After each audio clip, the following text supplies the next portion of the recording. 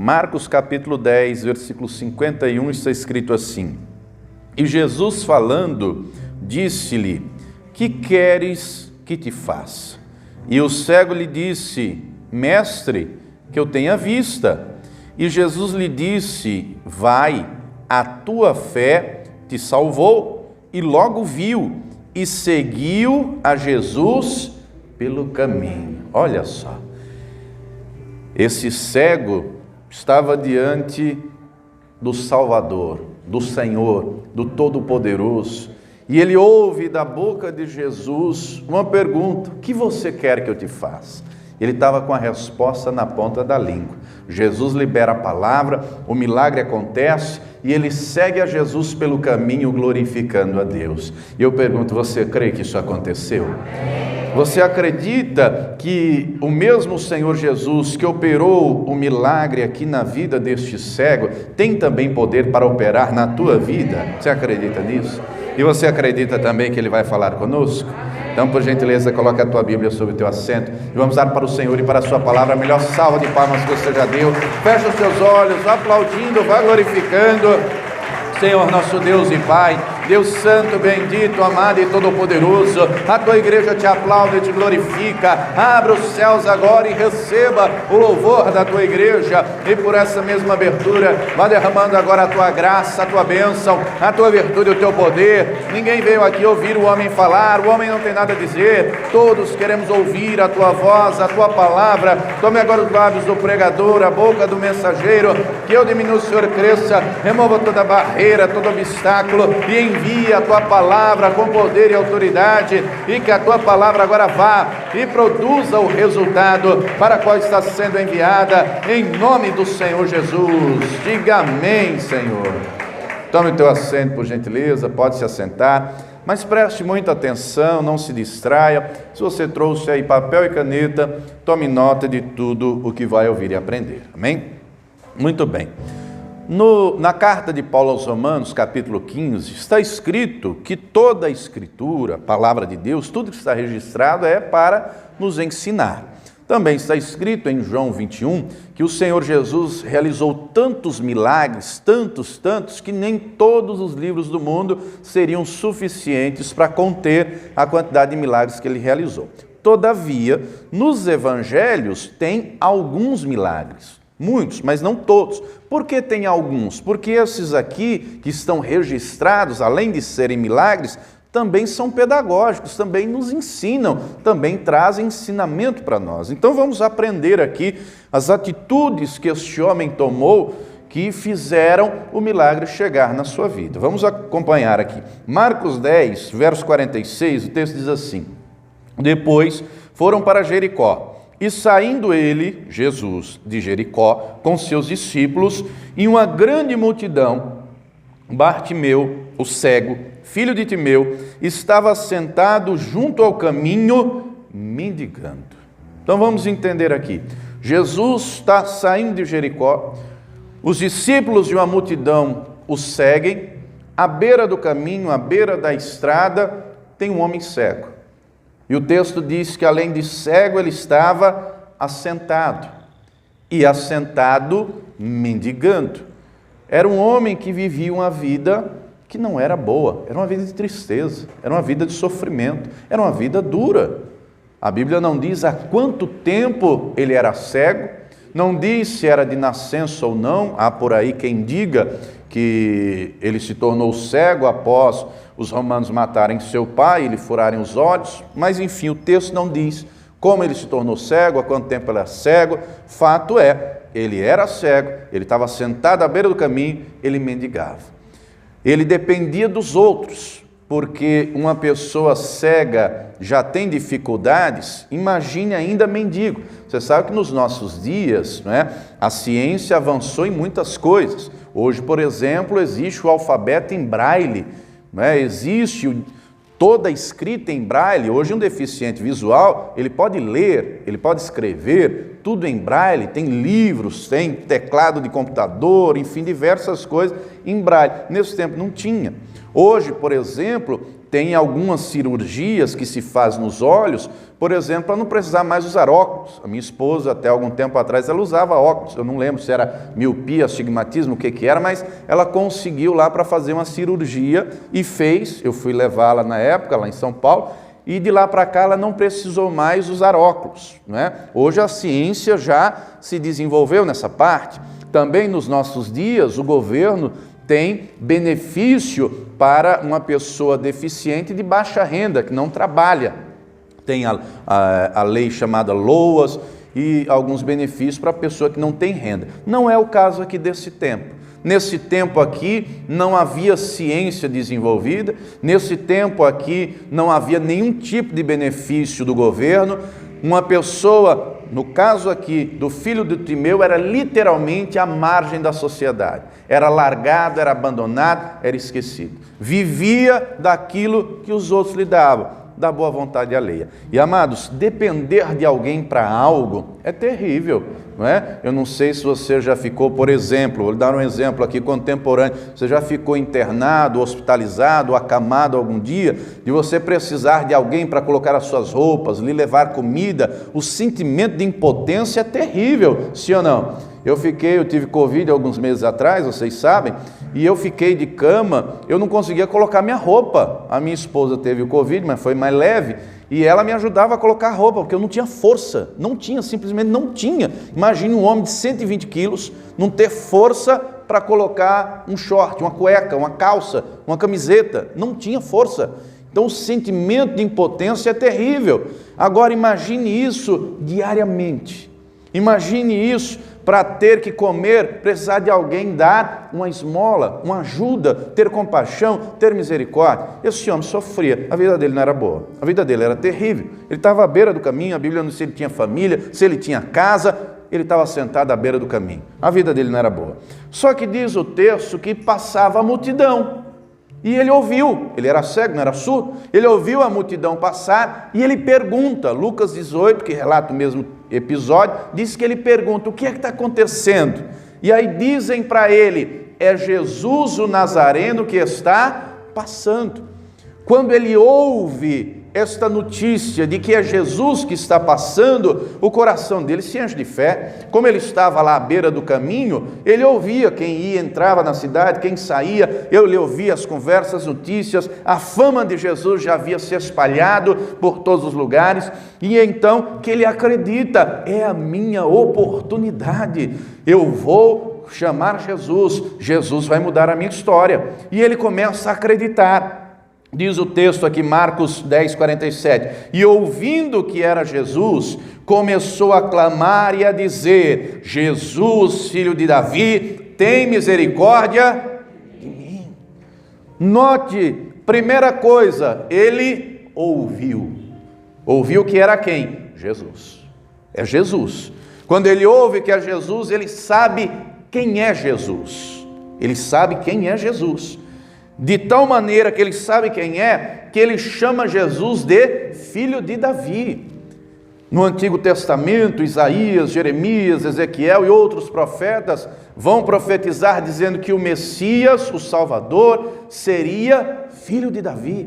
Ele chama Jesus pelo título messiânico, ele sabe com o que ele está falando, ele sabe que ele está vivendo uma vida de luta, de sofrimento, de tristeza, de dependência, mas ele sabe que diante dele está passando o autor da vida, o Todo-Poderoso, aquele que tem poder para mudar a situação dele, e ele acredita, eu vou clamar e ele vai me ouvir. E meu irmão, a palavra diz, clama a mim, responder-te-ei. Jeremias 33, 3. Clama a mim, responder-te-ei. Ele abre a boca, ele começa a clamar, ele começa a dizer, Jesus, filho de Davi, tem misericórdia de mim. Ele sabe que Deus é misericordioso. Nem todo ser humano é misericordioso. Diga-se de passagem, a maioria do povo, de maneira geral, gênero humano, quer misericórdia para si, indiferença para os outros. Ele vivia de esmola, ele vivia do que os outros lhe davam. Ele certamente pedia, e muita gente, ele ouvia os passos, me dê uma esmola. Tinha gente que nem aí ia embora, não estava nem aí para ele. E na vida, infelizmente, funciona assim. Muita gente é indiferente ao sofrimento alheio. O ser humano é tendencioso a pensar: o meu problema é o mais grave, é o mais sério. Às vezes tem gente do lado com um problema mais grave, com um problema maior, mas ela não consegue ver o problema do outro, ela só vê o dela. Deus não é assim. Deus é Deus de misericórdia, Deus é Deus de compaixão, e Deus não tem problema, Deus é a solução para qualquer problema. Por isso que ele clama por misericórdia: tem misericórdia de mim, Senhor. Ele clama, ele abre a boca, ele não ficou quieto. Ele nos ensina a ouvir e a acreditar que Jesus tem poder para mudar a história. Mas além de Jesus ter poder, nós temos que fazer a nossa parte. Será que Jesus não viu que ele estava na beira do caminho? Será que Jesus não conhecia a vida dele? Será que Jesus não sabia quem ele era? Sabia. Deus é presciente, ele é onisciente, ele sabe tudo. Só que Jesus espera ele clamar. E ele clama. Ele acredita. Querido, Deus não vai fazer o que você não quer que ele faça. Não adianta sofrer, chorar, calado, sem abrir a boca. Tem muita gente por aí que diz assim: ah, mas Deus é mau, porque se Deus fosse bom, olha o sofrimento que está aí, olha o que tem gente vivendo. Querido, Deus deu a vida para cada um cuidar da sua. Se você quer Deus operando, abra a boca e clame, abra a boca e pede, porque Ele é Pai, Ele cuida, Ele abençoa, Ele opera, mas na vida de quem quer. Deus está à disposição, Ele cuida de todos, Ele não faz acepção, Ele não tem filho predileto. Agora, de todos que clamam, de todos que abrem a boca e dizem: Senhor, olha eu aqui, tem misericórdia de mim. Ele começa a clamar. Quando ele começa a clamar, olha o que diz o versículo 48: e muitos o repreendiam para que se... Oh, querido, não é todo mundo que quer ver você clamando a Deus, não. Note que a multidão estava indo. Quem mandou ele se calar? Alguém da multidão? Um discípulo, talvez? A Bíblia não diz quem, mas fato é, ele começa a clamar e dizem para ele: cala a boca, cego, cala a boca, fica quieto, para de gritar, para de clamar. Se fosse hoje, tem muita gente que por aí, com uma palavra contrária, já acabou, já desistiu, já desanimava. Com uma palavra contrária já pensava: não adianta mais mesmo, vou desistir de tudo. Oh, querido, querida, compreenda, ele estava numa vida de sofrimento, de luta, de amargura, mas ele não deixou a palavra contrária o derrubar. A palavra contrária virá.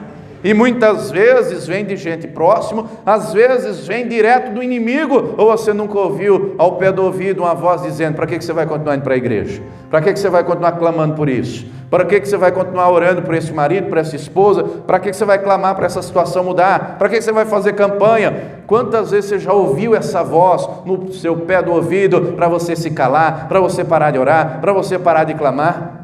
O inimigo não quer ver ninguém orando, ninguém clamando, porque a palavra deixa claro que quando nós clamamos, o Senhor ouve, o Senhor nos responde. O Salmo 37 diz: muitas são as aflições do justo, mas o Senhor os livra de todas, porque eles clamam, eles buscam a Deus. E você pode clamar, porque o teu Deus vai te ouvir, Ele vai te ouvir. Vai ter quem queira te calar, vai, mas não desista, mas não recue, continue acreditando, continue clamando. Quando ele ouve a repreensão para se calar, ele poderia ter pensado: eu sou um mendigo, cego, miserável. Ele poderia ficar traumatizado, ele poderia assumir um pensamento vitimista: coitado de mim, está vendo aí, ó, até quem está andando com Jesus não quer que eu fale com ele, até quem está andando com o Senhor não está nem aí para mim, eu sou um pobre, eu sou um miserável. É o que o diabo trabalha no ouvido de muita gente nos nossos dias. Você não vale nada, Deus não está nem aí para você, Deus não vai escutar a tua oração, você vai morrer amigo, você vai sofrer. É o que o diabo tem trabalhado na mente de muita gente, mas não aceite esse tipo de pensamento. Creia, Jesus quer ouvir o teu clamor, Ele quer operar na tua vida, Ele quer mudar essa história. Quando ele ouve aquela repreensão para se calar, dentro dele a posição foi contrária. Olha o que diz aqui: mas ao invés dele se calar, mas ele clamava cada vez. Ah, estão mandando eu calar? Eu não vou calar não, eu vou é bradar mais alto, eu vou é clamar mais alto: Jesus, filho de Davi, tem misericórdia de mim, Jesus, filho de Davi, tem misericórdia de mim. E ele clamava, e ele clamava, e ele não se calou. Meu irmão, você pode clamar, Deus quer ouvir o teu clamor. Será que Jesus não ouviu a primeira vez que ele clamou? Será que a primeira vez Jesus não ouviu? É claro que ouviu, mas por que Jesus deixou ele continuar clamando? Por que Jesus permitiu a oposição vir? Gente dizendo para ele se calar, para que compreendêssemos que é necessário ter uma fé perseverante, não desistir diante dos obstáculos. Lucas 18, versículo 1, Jesus disse: nós temos o dever de orar sempre e nunca desfalecer. Não é orar uma vez ou duas. O problema de muita gente é que ora uma vez, se a vitória não chega, para de orar. Ora duas, ora três, se a vitória não vem, para de orar. Faz uma campanha, se a vitória não chega logo, para de orar. Desiste, desanima. Jesus deixa ele clamar, porque Jesus sabia, ele vai continuar clamando, ele vai continuar clamando, ele só vai parar de clamar quando eu atender, ele só vai parar de clamar quando eu ouvir. Lá em Lucas 18, depois de falar, não é que nós temos o dever de orar sempre e nunca desistir, Jesus conta uma parábola, de uma viúva que tinha uma causa na justiça, e todo dia ela estava lá batendo na porta do juiz, e o juiz dizia: suma daqui, vá-se embora, e no outro dia ela estava lá de novo, e estava lá de novo, e estava lá de novo, e estava lá de novo, até que o juiz disse: eu tenho que atender a causa dessa mulher, eu tenho que conceder o que ela está pedindo, eu não temo a Deus, eu não respeito os homens, mas ela me importuna tanto que eu vou conceder, e concedeu. Querido, querida, Deus quer ver a tua perseverança, Deus quer ver a tua fé, Deus quer ver dentro do teu coração uma determinação. É do Senhor que vem a minha vitória, é dele que vem a minha bênção, é do alto, ele vai mudar essa situação, ele vai mudar essa história, ele vai operar na minha vida. Eu não vou desistir, eu não vou recuar, eu vou continuar clamando, aconteça o que acontecer, tem a adversidade que vier, a luta que vier, eu vou continuar firme clamando ao Senhor. Ele continuou clamando até que Jesus ouviu. Versículo 49. E Jesus, parando, chamou a atenção de Jesus, disse que o chamassem, e chamaram o cego, dizendo-lhe: tem bom ânimo, levanta-te, que ele te chama. Ele estava sentado, Jesus manda chamá-lo, e quem vai chamar diz: tem bom ânimo, a tua petição foi ouvida, o mestre te chama. Querido, querida, o Senhor te chama porque Ele te conhece, o Senhor te chama porque Ele quer operar na tua vida, acredite nisso. Levanta-te, tem bom ânimo. Minha gente, tem gente hoje espiritualmente que está prostrada. Glória a Deus pela sua vida, que está aqui hoje na casa de Deus. Você veio com fé, hoje um dia frio, um dia chuvoso. Tem gente que gostaria de vir, mas não tem força para se levantar da cama. A depressão apertou o coração, a angústia chegou. Muita gente nos nossos dias, infelizmente, está assim, não tem força para se levantar, mas o Senhor vai te fortalecer, em nome de Jesus. Ah, pastor, eu estou aqui, mas só Deus sabe como está aqui dentro. Deus sabe, é por isso que você veio, Deus sabe, é por isso que você está assistindo. Deus vai te levantar, acredite nisso. Ele se levantou porque ele acreditou: Jesus vai ouvir a minha petição. Deixa eu lhe dizer algo. Você sabe que está tendo as Olimpíadas em Tóquio. Está acompanhando aí essas notícias? Ontem teve o primeiro ouro do nosso país. Foi no surf, um potiguar. Ítalo Ferreira ganhou a medalha de ouro. E foi dar uma entrevista depois. E ele se emocionou muito, ele chorou, dizendo que queria que a avó dele tivesse visto, que a avó dele faleceu em 2019. Queria que a avó dele tivesse visto onde chegou, o que ele fez pela família. E em seguida ele diz assim: eu orei todo dia, 3 horas da manhã, pedindo isso para Deus, e Deus escreveu meu nome na história das Olimpíadas. Todo dia clamando. Meu irmão, Deus quer ouvir o teu clamor. Acorda de madrugada, ora, clama, não desista, não recue. Deus quer ouvir o teu clamor, a tua perseverança, a tua oração. Ele clamou, Deus honrou a fé dele. Esse daqui clamou também, Deus ouviu a oração dele, falou: levanta-te, levanta-te. Diz o versículo 50: e ele, lançando de si a sua capa. Vamos entender aqui, só Marcos diz esse detalhe. E ele, lançando de si a sua capa, levantou-se e foi ter com Jesus. A capa era o que cobria. Ele era mendigo, então não era um pano fino, luxuoso, era maltrapilho. Só que aquele pano, aquela capa, representava o estado em que ele estava. Que estado? Cego, mendigo, largado, abandonado, estado de sofrimento, estado de angústia. Quando ele joga aquela capa, profeticamente ele está dizendo: Jesus hoje vai mudar a minha história, e nunca mais eu vou ser cego, e nunca mais eu vou ficar aqui sentado, e nunca mais eu vou ficar aqui envergonhado, e essa vida de sofrimento vai acabar. Jesus vai mudar a minha história. É por isso que ele lança a capa, e ele se levanta, e ele vai até Jesus, e ele acredita: Jesus vai mudar a minha história. E meu irmão, acredite, Jesus tem poder para mudar a tua história. Aquilo que é impossível para você é possível para Deus, creia. Mas ele opera na vida de quem crê. Ele se levanta e vai até Jesus. Pastor, como é que ele foi? Alguém pegou ele pela mão? A Bíblia não diz isso.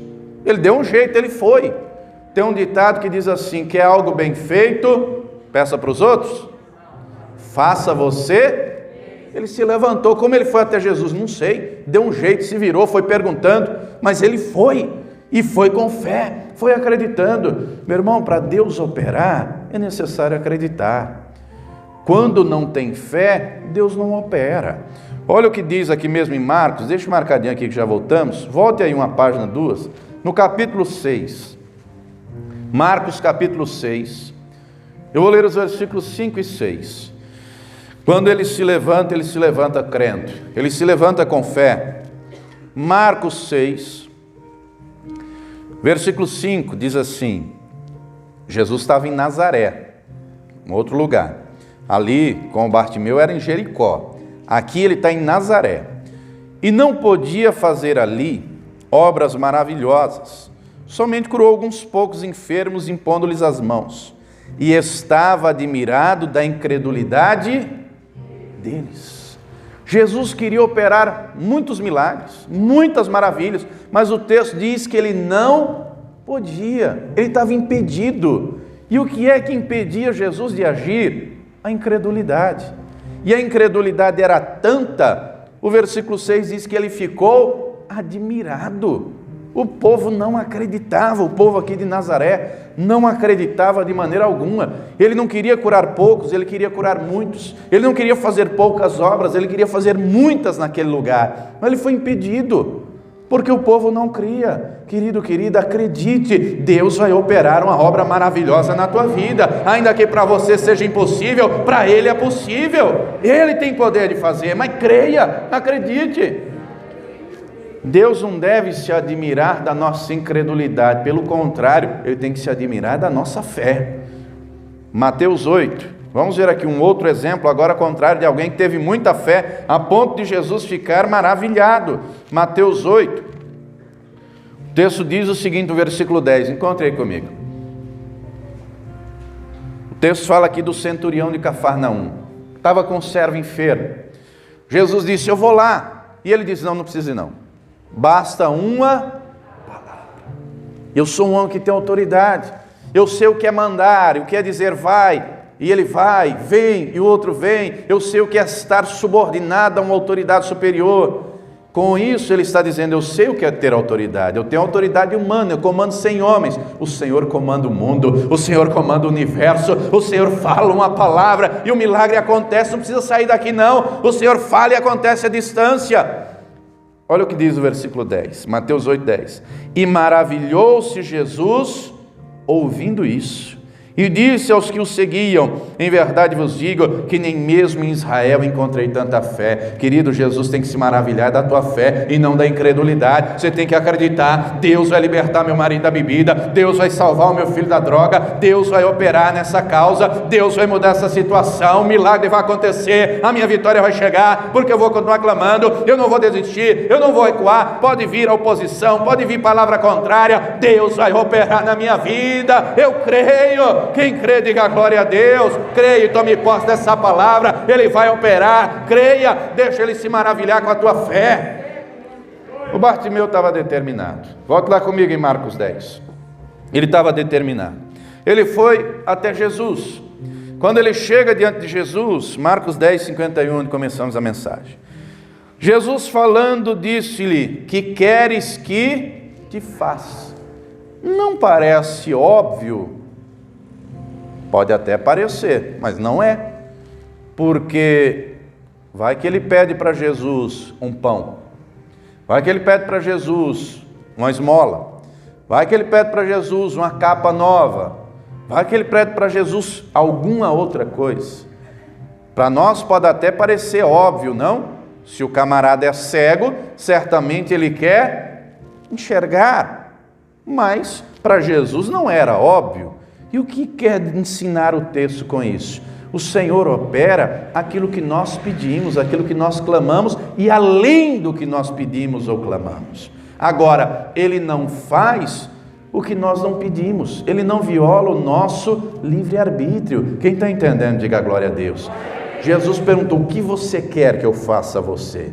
Ele está com a resposta na ponta da língua: mestre, eu quero ver, eu quero ter vista, eu quero enxergar. Ele sabe o que quer. Agora tem gente que não sabe nem o que quer, está vivendo igual aquela música lá do sertanejo lá de anos atrás: eu não sei para onde vou, pode até não dar em nada. Quem não sabe para onde vai não chega em lugar nenhum. Tem que saber o que quer. Ele queria enxergar, porque ele sabia que se ele enxergasse, ele poderia ter agora uma família, ele poderia trabalhar, ele poderia conseguir as coisas, ele poderia contar o testemunho para glorificar a Deus. Ele sabia o que queria. Você sabe o que quer? Deus tem poder para fazer além do que você pediu, porque o Senhor fez na vida deste aqui. Esse aqui disse: eu quero ter vista, e Jesus disse: a tua fé te salvou, e logo ele enxergou. Além dele ter vista, além do milagre acontecer, a visão se abrir, ele enxergar, o Senhor lhe deu a salvação, e ele agora se alegrou, e ele agora glorificou o nome do Senhor. Meu irmão, Deus tem poder para fazer na tua vida, transformar aquilo que é impossível em testemunho. Lucas 18, versículo 43, o texto diz que Jesus libera a palavra: vê, a tua fé te salvou. Lucas 18, 43 diz assim: e logo viu, e seguia-o, glorificando a Deus. Agora ele enxergou, e agora ele está vendo o autor da vida, agora ele está vendo o Todo-Poderoso. Ele abre a boca para glorificar, ele abre a boca para exaltar, e eu profetizo que você vai glorificar ao Senhor com a tua vida, com o teu testemunho. Hoje você pode estar chorando, você pode estar sofrendo, a luta pode estar grande, você pode estar pensando que um milagre é grande, e ele vai fazer, ele vai operar para você glorificar o nome dele. Volte lá comigo em Marcos. O texto diz que ele viu, que ele enxergou, e diz ainda, Marcos 10, parte final do versículo 52, e logo viu e seguiu a Jesus pelo caminho. Ele agora tem duas alegrias. Ele tem alegria não só da visão, que agora ele enxerga, mas ele tem alegria também da salvação. Ele antes estava à margem, à beira do caminho, mas agora ele entrou no caminho da vida. Ele está seguindo aquele que disse: eu sou o caminho, a verdade e a vida, ninguém vem ao Pai a não ser por mim. Ele tem a alegria da vitória, ele tem a alegria do milagre, mas ele tem a maior de todas, que é a alegria da salvação. Ele está seguindo o Salvador. Isaías 61, livro do profeta Isaías, capítulo 61. Esse texto é uma profecia a respeito do Messias. Essa profecia que está aqui nos versículos iniciais de Isaías 61, o Senhor Jesus leu numa sinagoga em Nazaré. Depois você lê Lucas 4, e ele diz: hoje se cumpriu aos vossos olhos essa palavra.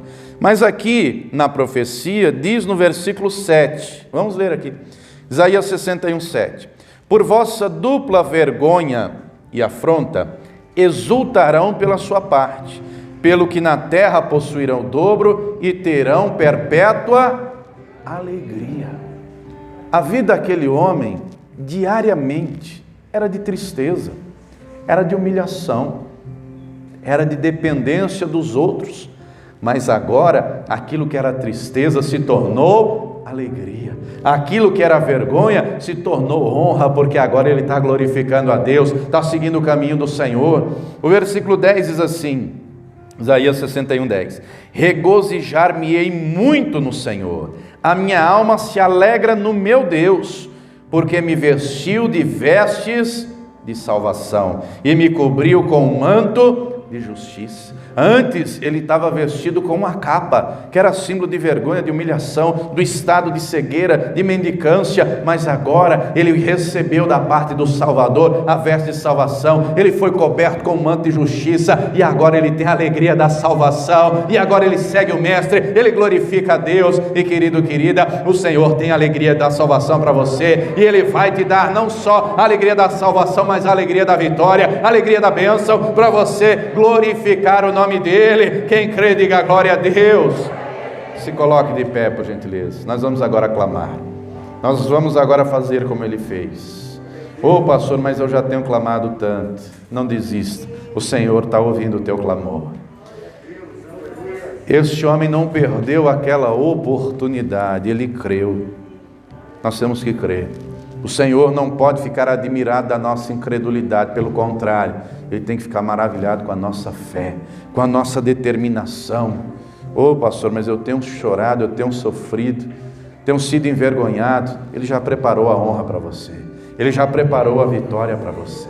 Glorificar quando está tudo bem é fácil, o difícil é glorificar quando a coisa está difícil. Ter fé quando está tudo bem é fácil, o difícil é tomar posse da vitória quando a luta está grande, quando está acirrado. Mas esse homem nos ensina a ter fé, a ter esperança, a clamar, a não desistir, a ser determinado na presença do Senhor. Deus vai ouvir o teu clamor, Deus vai operar na tua vida, em nome de Jesus. E nós vamos clamar.